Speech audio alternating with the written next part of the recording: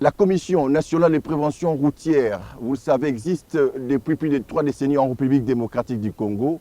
En dépit du rôle aussi capital que cette commission est en train de jouer dans la trilogie hommes, véhicules et routes, celle-ci semble être méconnue du public.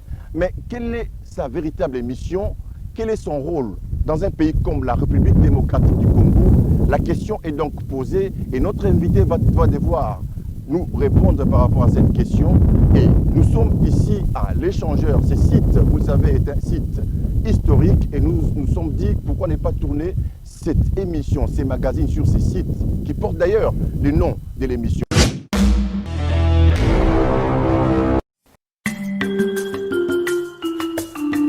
Échangeur, une tour située en plein capitale de la République démocratique du Congo, dans sa partie est. Un véritable monument en béton armé de 210 mètres de hauteur.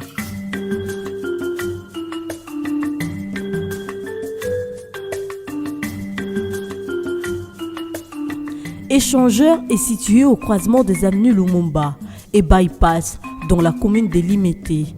Olivier Clément Kakoub et cet architecte franco-tunisien qui l'a construit. Ce monument imposant avait lors de son érection pour but de devenir le symbole de la nation congolaise et un site touristique comparable à la Statue de la Liberté à New York et à la Tour Eiffel à Paris. Les travaux pour la construction ont pris pratiquement 4 ans, soit de 1970 à 1974 et ont coûté à l'époque 10 millions de dollars américains. Aujourd'hui, c'est l'équivalent de 65 millions de dollars. Rénovée en 2011, la tour qui rigorge en son sein 4 ascenseurs est de nouveau abandonnée. Et son initiateur, le feu président Mobutu, Sese Seko, en sait pertinemment son importance depuis sa tombe au Maroc.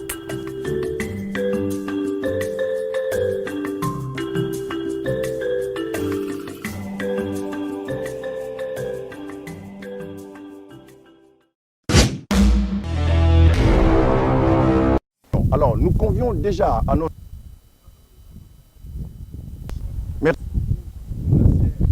Bitini de répondre à notre invitation. Merci. Alors, cette salutation, c'est par rapport à la Covid. Hein? Okay, vous le savez, non? Vous allez bien? Oui, ça va très bien. Vous êtes prêts? Oui. Nous allons faire 100 mètres jusqu'à atteindre les fonds de cette allée. Oui, c'est... Vous êtes sportif? Beau cadre que le président Joseph Mobutu Sese Seko voulait vendre l'image de l'Afrique en général. Il nous avait créé ces monuments et beaux monuments. Malheureusement, cette œuvre est laissée à l'abandon que nous déplorons tous. Mais nous allons faire la marche et puis voir comment ça se passe.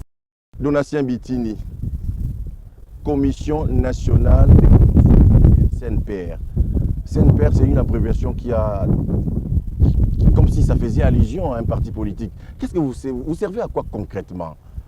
Et bon, la CNPR, ce n'est pas un parti politique, ce n'est plus une association quelconque ou une église, c'est plutôt la Commission nationale de prévention routière. Bon, c'est une commission qui a été créée en 1978. 78. Oui, 78. 78. Oui, à la création de cette commission, il y a 2 ordonnances. La première, c'est l'ordonnance 78 par 00022 du 30 août 1978, bien sûr, que le président à l'époque avait signé portant l'adoption du nouveau code de la route. Ça, c'est l'ordonnance qui a fait qu'à la suite de ces travaux-là, que le chef de l'État à l'époque, le président Mobutu Sese Seko Kukungwendo Wazabanga, avait créé la CNPR avec l'ordonnance 78 barre 478 du mois de décembre 1978 toujours. Donc, cette commission a été créée avec un objectif spécifique et celui d'élaborer la politique gouvernementale sur la sécurité et la prévention routière. Ça, c'est la raison de la création de cette commission. À cela s'ajoute beaucoup de choses, notamment la sécurité de tous les usagers de la route. Nous allons exploiter ces points-là. Nous avançons, Donatien Bitini, nous allons exploiter ces points-là. Mais depuis 1978, vous existez. C'est plus de 30 ans, 3 décennies qui existent depuis que vous existez. Mais pourquoi cette commission est méconnue du grand public? Et qu'est-ce que vous faites dans cette commission-là? C'est par manque du boulot? Vous allez vous distraire dans une commission qui peine à exploiter ses capacités, ses défis? Qu'est-ce que vous faites concrètement dans cette commission? La commission est méconnue par rapport à la communication. Or, les grands travaux de cette commission... Mais moi, je me rappelle que vous avez fait l'IFASIC. Oui, oui. Alors. Nous, c'est à peine qu'on vient d'arriver. Okay. Il y a de cela une année que le ministre du Transport et Voies de Communication, son Excellence, M. Maître Didier Mazenga Mukanzu, nous a nommé en tant que directeur pour chapeauter le comité directeur de cette commission. En un mot, la commission est dirigée d'abord par 5 directeurs. Nous avons le directeur général qui, selon les termes qu'on appelle le président de la commission, qui est suivi par le vice-président, qui est le sous-directeur général, qu'on appelle le vice-président de la commission. Et il y a 3 directeurs, notamment les directeurs juridiques et des études. Il y a aussi les directeurs... Là vous êtes en train de nous balancer tout l'organigramme de votre service. Et les 5e directeurs... Ce n'est pas ce qui bloque là, 5 directeurs pour une commission. Non, pourquoi non. Tout ça? Chaque direction a ses attributions. Nous avons par exemple la direction juridique et des études qui suit l'interprétation normale des textes qui régissent la CNPR. Et qui a aussi la lourde responsabilité de créer, d'amender et de mettre à la table de tous les membres du comité directeur les projets qui seront à longue adoptés ou mis en exception. Nous avons la direction plutôt financière et administrative. Vous savez, le travail de la direction administrative, c'est celle qui s'occupe de la gestion au quotidien de la commission et des finances de la commission. Et en 3e position, nous avons la direction technique, parce que le travail de la commission de la CNP et de la commission nationale de la prévention routière est sur les terrains. Qu'est-ce qu'on fait sur les terrains? Justement, cette question-là, la commission est tournée vers les terrains. Oui, oui. Alors, sur les terrains, quels sont les outils que vous utilisez pour vous rendre utile? Parce que s'il n'y a pas des artères en République démocratique, des artères en République démocratique du Congo, vous vous retrouvez comment? Bon, parce que nous parlons de la trilogie hommes, véhicules et routes. Les hommes, il y a les chauffeurs qui existent, les véhicules qui existent dans ces pays, bien qu'il y a des problèmes encore, mais les routes sont dégradées. Qu'est-ce que la CNPR fait? Bon, la Commission nationale de prévention routière n'a pas le rôle de construire des routes. Exactement. Non. Mais quand il n'y a pas de routes, vous servez à quoi? Nous, notre travail, c'est de communiquer avec les usagers de la route. Okay. C'est-à-dire, nous, qu'est-ce que nous faisons? Nous implantons les panneaux de signalisation, nous faisons la marque routière, les marquages au sol, et nous érigeons aussi le feu de signalisation, le panneau lumineux. Donc, à part cela, on procède aussi à implanter des caméras de surveillance. Ça existe? Oui. Dans ces pays? Ça existe, mais où ça? Ce n'est pas géré par la CNPR. C'est géré par qui? C'est géré par d'autres services. Donc la CNPR ne peut pas gérer ça? Donc, où on vous a arraché cela? Non, c'est compte tenu de la politique gouvernementale. Quelle politique gouvernementale? De la sécurité. Quelle sécurité? C'est ça qui pose problème. Mais dans d'autres pays, dans notre monde, c'est la CNPR, la commission similaire à celle que nous gérons ici, qui fait ce travail-là. Mais ici, c'est la... Ici, les grands problèmes, c'est quoi? Qu'est-ce que nous avons comme obstacle qui ne pousse pas la commission d'évoluer? Ce sont les textes qui nous régissent. Les textes-là sont des textes anciens, des textes créés en 1978. Comprenez que maintenant, ça fait plus de 43 ans d'existence. Ces textes-là méritent d'être amendés. Ces amendements-là vont faire en sorte que la commission change des objectifs. par rapport à son importance sur le terrain. Vous voulez me dire, vous voulez me faire comprendre que jusqu'aujourd'hui les textes n'ont jamais été amendés. Pas encore. Mais vous faites quoi dans cette commission-là? C'est ce que nous 43 ans après. C'est ce que vous évoluez avec les mêmes textes. Oui, oui. C'est ce que nous avons déjà fait comme des propositions. C'est d'abord, de changer la dénomination de la commission. Ok. Donc, nous voulons quitter, parce que la plupart des pays africains qui avaient aussi créé des commissions à cette période-là ont changé de dénomination. Nous allons quitter d'abord, de la commission à une agence, comme dans d'autres pays d'Afrique, pour que nous puissions avoir une force sur le terrain, des textes que nous pouvons travailler. Nous avons ici, ce qui nous a été donné comme l'objectif, c'est faire la pédagogie. C'est faire la sensibilisation et la vulgarisation du code de la route. Faire aussi des campagnes. Oui, oui. Et des recyclages aussi. Oui, les recyclages, on les fait. On reste seulement à ce niveau-là. C'est-à-dire dire aux automobilistes, à tous les usagers de la route, vous devez faire tel, quand vous voyez tel panneau, il y a un langage qui est là-bas, vous devez avoir tel comportement par rapport au panneau et on s'arrête là. Mais or, il y a des tâches qui nous demandent d'aller au-delà de ça. C'est-à-dire d'avoir peut-être des OPG, d'avoir une force qui peut appréhender les automobilistes comme on voit à l'étranger, partout au monde. Cette commission de travail, des fois, ça appréhende les automobilistes, ça appréhende tous les agents de la route qui ne respectent pas les codes de la route. Mais où ici, nous sommes limités, on ne parle que d'enseigner, de donner, d'expliquer et de s'arrêter là. C'est là où nous sommes en train de demander auprès des autorités qu'on puisse faire des réformes de fond en comble pour que la commission change son objectif. Vous vous arrêtez à la sensibilisation, à l'enseignement, à la pédagogie, comme vous venez de le dire tantôt, mais après avoir sensibilisé, après avoir enseigné, après avoir fait tout ça, vous faites quoi pour voir si réellement ce que vous avez dit, ce que vous avez transmis comme message a été respecté? Qu'est-ce que vous faites?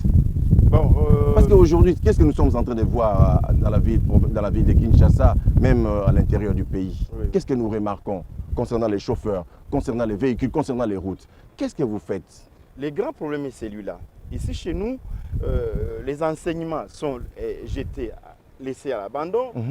Tout ce qu'on explique là, les gens ne prennent pas ça en considération. Quelles sont les conséquences? Ce sont les accidents, le nombre des accidents qui ne fait que s'accroître. Vous vous attaquez aux conséquences, mais quelles en sont les causes? Parce que quand vous dites il y a le nombre des accidents qui augmente, n'est-ce pas? Oui. Mais quelles sont les causes? Oui, les causes. Est-ce qu'il y a manque de routes, manque de régulation des routes? Quelles sont les causes véritables? Les causes ici chez nous, il y en a beaucoup. Mais ce qui est à la base d'abord des accidents, c'est l'incivisme de tous les usagers de la route. Ça, on n'exclut aucune catégorie. Nous avons la première catégorie, ce sont les piétons. Vous voyez les piétons circuler sur toute l'étendue de la ville de Kinshasa. Vous voyez comment se comportent les piétons. Il y a des voies appropriées, par exemple, pour la traversée de la route. Nous avons des passerelles qu'on a construites qui a coûté beaucoup d'argent à l'État congolais, aux finances publiques, mais aucun piéton monte sur les passerelles pour traverser aujourd'hui. Nous avons la marque au sol, le marquage au sol. Il y a des bandes appropriées qui permettent à ce que le piéton puisse traverser la chaussée. Mais au jour d'aujourd'hui, ça devient de plus en plus difficile de voir le piéton respecter tous ces codes-là qui étaient établis. Ça, c'est un. En deuxième position, nous avons les automobilistes. Vous-même, vous circulez sur toute l'étendue de la ville de Kinshasa, sans parler de ce qui se passe à l'intérieur du pays. Vous êtes en train de vivre avec nous. Quel est le comportement de tous les automobilistes? Un automobiliste qui est en train de rouler, qui voit devant lui qu'il y a un piéton qui est en train de traverser sur la bande normale de la traversée des piétons, mais il roule à vif allure et vient jusqu'à même à écraser les piétons qui sont en train de traverser. Le feu de signalisation ne sont pas respectés. Le panneau de signalisation, les codes là établis, n'a jamais été respecté par tous les automobilistes. Mais ce que nous sommes en train de remarquer dans ces pays, les panneaux de signalisation, les traçages sur les sols, ce n'est que dans des grandes villes, à Kinshasa, Lubumbashi, Bukavu, Goma, mais dans certaines artères, sur certaines artères, vous n'avez pas aussi pensé à placer des panneaux, à faire des marquages sur les sols? Ici, il y a des panneaux à Kinshasa, vous les avez mis où? Bon, premièrement, ce n'est pas seulement dans les grandes villes. C'est seulement dans quelques artères des grandes villes. Quelques artères. Là, je fais la nuance là-dessus. Voilà. Parce que donc vous pouvez même les compter. Oui, oui. Si vous mais c'est jetez un grave pareil à ça. côté, mais il y a c'est la grave. chaussée, mais vous ne voyez. Mais c'est quoi? C'est par manque de matériel? Non, non. Qu'est-ce qui manque? Les grands problèmes, c'est le financement. Ok. Quand vous allez dans d'autres cieux, vous allez voir, on va vous dire, 1 mètre de marquage au sol coûte 10 euros. 1 mètre seulement, 10 euros. Imaginez que vous allez faire des kilomètres et des kilomètres. Ça va coûter combien? Donc, ce que nous sommes en train de crier, c'est le sous-financement de cette commission nationale de prévention routière ou tout simplement le non-financement de cette commission. Donc, nous ne recevons rien du Trésor public qui peut nous pousser à faire le travail sur le terrain. C'est ça même. Mais pourquoi vous ne démissionnez pas? Pourquoi vous ne démissionnez pas? Vous dites, comme l'État ne sait pas nous prendre en charge, on s'est dit, bon, Toti Kalambisot, tout le monde n'a pas s'il n'y a pas en bas. Oui, monsieur le journaliste. Pourquoi vous ne démissionnez pas? Je vous avais dit qu'il y a de cela une année. Donc vous avez une autre façon de les recevoir. Je vous avais dit qu'il y a de cela une année que nous sommes à la tête de cette commission. Nous avons travaillé. La première année, c'est cette année de 2020. Or, le budget qu'on avait voté pour cette année 2020, ce n'est pas notre équipe qui avait conçu pour les comptes de la CNPR. Nous avons travaillé pour le budget 2021. Voilà. À la demande de notre projet budgétaire, c'est je peux dire, les 15% de ce que nous avons sollicité auprès du gouvernement congolais qui nous a été accordé. Okay. Et c'est là uniquement à la grille barémique. C'est cette grille barémique-là qui est d'ailleurs l'ancienne, qu'on nous a accordé, et avec des petits ajustements. Là, ça crée un problème. Mais par rapport au travail à la tâche qui nous incombe sur le terrain, au travail de la CNPR sur le terrain, nous demandons beaucoup de moyens pour, faire des marquages au sol. Vous les avez déjà fait où? Oui. Ici à Kinshasa, oui, il y a des endroits que nous avons fait. Où ça? Sur le boulevard du 30 juin, si vous allez voir. Où ça encore? Sur l'avenue 24, nous avons travaillé. Si vous allez là-bas, vous allez voir. Avenue de la Libération, oui. L'avenue de la Libération, du rond-point, du croisement avenue Kassavubu, sur l'avenue de la Libération, jusqu'au palais de la Nation. Vous avez aussi des représentants à l'intérieur du pays? À l'intérieur du pays, vous les avez fait où? Oui, à l'intérieur du pays, on fait. Pas encore? Non, on fait beaucoup de travail, surtout à la ville de Lubumbashi. Il y a beaucoup de travail qui est fait là-bas, et ainsi que dans d'autres villes, à Goma. Il y a du travail que nous faisons. Mais dans les temps, les amis n'ont pas fait attention à communiquer beaucoup plus. La différence, c'est ce que nous sommes en train de faire. Donc vous allez relever le défi là, de communiquer. Nous sommes en train de communiquer pour dire au public, aux décideurs qu'il y a une commission auquel tout le monde doit tenir compte de son existence, parce que nous avons un rôle, celui de sécuriser tous les agents de la route. Dans quelques mètres, on va atteindre les 100 mètres de notre parcours, de notre balade. Dernièrement, c'est une émission bilingue aussi, parce que les téléspectateurs doivent aussi comprendre ce que nous sommes en train de décrypter sur ces sites. Alors, sur l'avenue Tourisme, qu'est-ce qui s'est passé concrètement dans la commune d'Ngaliema? L'avenue Tourisme, c'est l'avenue qui longe le fleuve Congo, le majestueux fleuve Congo. Il y a eu des accidents. C'est quoi la cause? Manque de marquage sur les sols? Manque de panneaux de signalisation? C'est quoi la véritable cause? Parce que vous aussi, de la Commission nationale de prévention routière, vous devriez être responsabilisé par rapport à cet acte qui s'est produit. Qu'en dites-vous? Premièrement, avant d'atterrir à cette question-là, je vais dire ceci. Ici à Kinshasa, il y a un plan qu'on appelle le plan directeur des transports dans la ville-province de Kinshasa. Ce plan directeur-là des transports dans la ville-province de Kinshasa est un grand travail que la CNPR avait contribué à son élaboration. Ce travail-là n'a jamais été exécuté. C'est-à-dire quoi? On avait conçu un plan qui devait aérer nos routes de telle sorte que le transport ne soit pas un casse-tête, mais que ce soit une promenade de santé. Voilà. Ces plans directeurs, du fait qu'on n'a jamais appliqué, ça pose problème dans la circulation dans la ville de Kinshasa. Vous attendez toujours son applicabilité. Mais ce n'est pas nous qui devons faire ça. mais décidément, nous attendons. Décidément, d'après vos explications, la CNPR ne va jamais atteindre ces différents objectifs. Non. Parce que vous vous sentez coincé à gauche, vous vous sentez coincé à droite. Pendant ces temps, ce sont les chauffeurs, ce sont les véhicules, ce sont nos routes qui en pâtissent. Ouais. Mais quelle est la solution? Proviendrait d'où et de qui? Il y a une réponse que je n'ai pas donnée, c'est par rapport à l'accident qui avait eu lieu où sur l'avenue du tourisme. Notre compatriotes congolais comme nous qui s'est retrouvé dans les eaux du fleuve Congo.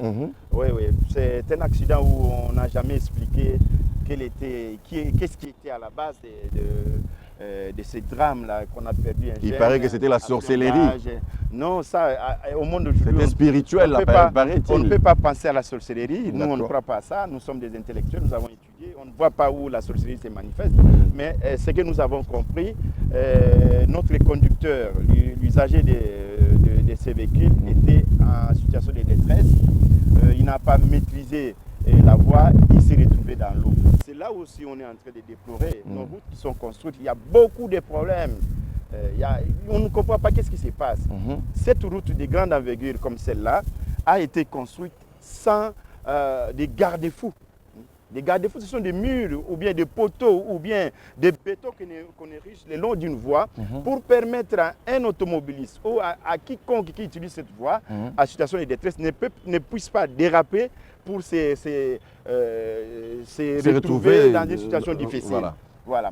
C'est comme ça que ça se passe. Mais malheureusement, vous avez constaté avec nous que cette route a été construite comme ça et puis laissée sans pour autant ériger des garde-fous. C'est ça qui a fait que le conducteur s'est retrouvé dans l'eau avec son véhicule, ne pouvant même pas essayer de sauver sa vie. Il est parti comme ça. Nous déplorons cet état de choses. Nous demandons tout simplement, là ce n'est pas le travail du ministère du Transport et Voies de Communication. Nous sommes une commission qui dépend entièrement... Qui appuie le ministère des Transports. Du Transport et Voies de Communication. Même dans ces irrégularités. Les travaux de construction des routes, tout ça, c'est le ministère des ITPR, des travaux publics. Ok, c'est son travail. D'accord, pour terminer, qu'est-ce que nous pouvons retenir de la Commission nationale de prévention routière en République démocratique du Congo? C'est une responsabilité de l'État congolais qui n'arrive pas à faire ce que vous demandez, ou c'est vous, la Commission nationale de prévention routière, qui n'arrive pas à atteindre les différents objectifs assignés à cette commission, vu que vous n'arrivez pas aussi à communiquer comme il se doit? Quel est le véritable problème? Qu'est-ce que nous pouvons retenir? En un mot, nous allons retenir ceci. La Commission nationale de prévention routière, c'est un service technique du gouvernement congolais attaché au ministère du Transport. C'est un service public qui doit fonctionner avec le financement de l'État congolais. Si l'État met à notre disposition beaucoup de moyens, nous allons être plus opérationnels sur le terrain, c'est-à-dire nous allons baliser les routes. Ça, c'est notre travail, des balisages des routes. Nous allons communiquer, nous allons pousser les usagers de la route à comprendre les codes de la route de telle sorte qu'on limite quand même le nombre des accidents. Parce que les accidents, en tout cas, malgré, même dans d'autres pays... Ce n'est pas une fatalité, il y a beaucoup de moyens, on peut les éviter, les accidents. Mais les accidents existent toujours. Mais nous, qu'est-ce que nous pouvons faire? Le travail chez nous, c'est de diminuer le nombre des accidents sur nos voies publiques. Communiquer aussi, hein? Oui, la meilleure façon de diminuer ces accidents, c'est de communiquer. D'ailleurs, c'est notre travail. Parce que vous êtes un service purement technique. Quand vous n'avez pas de moyens, quand vous n'avez pas de matériel pour travailler, ça ne servira absolument à rien. Donc c'est là où nous concrètement le financement du gouvernement congolais. Avec Sama Lukonde. Oui. Et que le Premier ministre actuel, comme c'est un jeune, il a beaucoup voyagé. Il y a une question qui vous sera... Il sait comment ça se passe à l'étranger, il sait comment cette commission travaille à l'étranger. C'est question seulement de mettre les moyens à notre disposition. Nous allons bien faire le travail parce que nous ne manquons pas un personnel qualifié. Très bien, merci. Nous avons une direction technique qui fait un travail où il y a des techniciens de qualité qui peuvent fournir beaucoup d'efforts. Là, nous sentons un communicateur qui est en train de véhiculer les messages de la Commission nationale de prévention routière. Nous sommes arrivés à la première partie de notre balade, de notre magazine Échangeur. Je rappelle que nous sommes sur les sites Échangeurs dans la commune de... où il y a ces beaux monuments qui représentent Kinshasa, qui représente la République démocratique du Congo. Nous allons maintenant, Donatien Bao, vous laisser entre les bonnes mains d'une charmante demoiselle qui va vous poser 2 ou 3 petites questions, mais ça sera hors sujet de ce que nous venons de discuter, d'échanger durant cette balade. Et cette demoiselle-là, c'est Deborah Kenge, elle va vous poser 2 ou 3 questions auxquelles vous allez répondre à bâton rompu. Ce sont des questions que nous avons prises auprès des téléspectateurs qui suivent cette émission. À très vite. Merci Marlon Kachamou, j'espère que vous avez très bien échangé avec M. Donatien Bitini. Bienvenue à tous dans cette rubrique hors sujet qui est donc une rubrique dans ce magazine Échangeur. Maintenant, je vais poser des questions, 2 ou 3 questions à M. Donatien Bitini et qui va donc nous répondre par rapport aux questions posées par les téléspectateurs. Bienvenue. Merci madame. Alors prenez place M. Donatien. Vous avez très bien échangé avec Oui, Marlon. ça s'est très bien passé. Alors, j'ai 2 ou 3 questions à vous poser, des questions venues de nos téléspectateurs. Oui. Que pensez-vous du ministère de Transport en RDC? Fait-il bien son travail? Bon, là, il faut nuancer parce que nous avons le ministère et le ministre. Vous, la question, c'est par rapport à la personne du ministre ou bien la question par rapport au ministère en général? C'est par rapport au ministère. Bon, le ministère du Transport est géré par le patron qui est le ministre des Transports, l'ordonnance présidentielle. Et puis, nous avons le secrétaire général au transport qui suit après lui. Et ainsi de suite, il y a beaucoup de secteurs Par rapport dans au travail sur le terrain. le ministère du Transport. C'est un gros ministère. Donc, quand on vous nomme ministre des Transports dans ces pays, vous ne pouvez pas fermer les yeux la nuit pour dormir parce qu'il y a beaucoup de secteurs dans ces transports. Ici, chez nous au Congo, nous avons d'abord les secteurs maritimes, les secteurs aériens, les secteurs ferroviaires, les secteurs lacustes et les secteurs fluviaux. À cela s'ajoute les voies routières. Donc, c'est un grand ministère, comme je disais tantôt, où il est difficile à l'heure d'aujourd'hui de vous dire que les choses se passent à merveille. Nous avons connu les moments difficiles dans notre pays. Dans tous ces secteurs des transports dont je faisais allusion tout à l'heure, nous avons des entreprises qui représentent les secteurs. Par exemple, nous avons pour les secteurs maritimes, à l'époque quand nous étions des enfants, nous avions des entreprises comme la compagnie maritime congolaise qui n'existe pas aujourd'hui, que le ministre des Transports actuel, le ministre des Transports et des Voies de Communication, est en train de faire renaître les cendres de cette entreprise. Donc aujourd'hui, il y a un bateau qui va commencer à faire les navettes de Kinshasa à Dubaï, de Kinshasa en Chine, ainsi que de Kinshasa et des États-Unis d'Amérique. Parlons de la Ça, commission. c'est seulement dans le secteur maritime. Mais dans tous les secteurs du transport, du ministère du Transport, aujourd'hui en RDC, il y a une relance des activités impressionnante. Une relance qu'on ne s'attendait même pas dans si peu de temps que notre ministre, actuel ministre des Transports, Maître Didier Mazenga Mukanzo, pouvait faire ce travail que ses prédécesseurs n'ont pas pu le faire pendant des décennies. Si ma mémoire est bonne, vous allez vous souvenir qu'il y a de cela un mois que le ministre des Transports et des Voies de Communication est parti à Lubumbashi pour mettre en retraite des travailleurs de la SNCC, des travailleurs qui avaient déjà atteint l'âge de 50 ans de service. D'accord, monsieur Donatien. Alors, en ce qui concerne votre structure, la Commission nationale de prévention routière, oui. Sur 10, vous vous donnez combien? Quelle note? Non, mais moi je ne peux pas à mes côtés. Ça ne se passe pas. Ça ne se passe pas comme ça. C'est peut-être les observateurs qui peuvent dire voilà, cette commission a été créée depuis telle année. Aujourd'hui, ça a atteint tel âge. Et voilà le travail que la commission a fait sur le terrain. Et voilà la note qu'on peut accorder à cette commission. Mais moi, me poser cette question, ça me paraît un peu difficile à répondre avec. Êtes-vous capable d'accompagner le gouvernement Samalou Kandé qui va donc sortir bientôt? Oui, nous sommes capables de le faire. D'ailleurs, nous travaillons déjà. Nous avons travaillé avec son prédécesseur qui est le ministre Ilou Kamba. Avec notre ministère, le ministre du Transport a bien travaillé. Vous allez voir que parmi les rares ministres de ce gouvernement qui est en train de partir, c'est lui qui a honoré le chef de l'État en ayant des acquisitions très frappantes.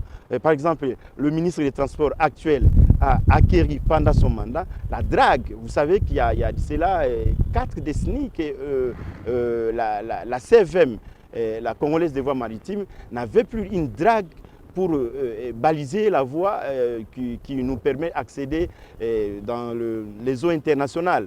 Hein? Vous vous souvenez que nous sommes allés à Boma? Non, c'est le travail qui a été réalisé sur les terrains. Vous avez vu l'acquisition des nouvelles bus Transco. 440 bus en une année. Seulement les Transco, monsieur Donatien. Oui, mais nous avons des avions pour approvisionner la compagnie Congo Airways. Il y a des avions neufs que le ministre a déjà négociés qui vont arriver dans les mois qui suivent, je crois, au mois d'avril ou au mois de mai. Donc il y a beaucoup de choses que le ministre a mis à la disposition du public congolais. Nous avons aussi les nouvelles voitures de train pour la SNCC. 10 nouvelles voitures, c'est entré hier en RDC sur les sols congolais. Et nous avons aussi une autre acquisition, là je suis en train de dévoiler, de nouvelles voitures, des trains 50 pour la SCTP. Donc il y a beaucoup de choses que le ministre a fait en une année de service, donc nous ne pouvons qu'applaudir ça. Merci monsieur Donatien Bitini. C'était là la question de nos téléspectateurs qui vous étaient adressées. Alors Marlon Kachamou, nous sommes arrivés à la fin de cet entretien, de cette rubrique, bien sûr, de ces magazines échangeurs. Je vous remets ou je te passe le relais. Alors, merci beaucoup Déborah Kenge d'avoir animé cette rubrique consacrée aux différentes questions posées par nos très chers téléspectateurs. Nous sommes déjà arrivés à la fin, malheureusement, de cette émission. Merci beaucoup Donatien Bitini. Je rappelle que vous êtes administrateur financier de la Commission nationale de prévention routière de la République démocratique du Congo et vous avez répondu chaleureusement à toutes les questions que nous vous avons posées. Merci beaucoup et merci aussi d'avoir accepté de visiter avec nous ces super sites échangeurs qui portent d'ailleurs le nom de l'émission et d'avoir fait cette balade avec nous de 100 mètres. Vous n'êtes pas fatigué? Non, je ne suis pas fatigué. Merci beaucoup. Je vous en prie. Merci beaucoup. Merci aussi à vous de nous avoir suivis. À très vite pour un prochain numéro, surtout avec les mêmes plaisirs.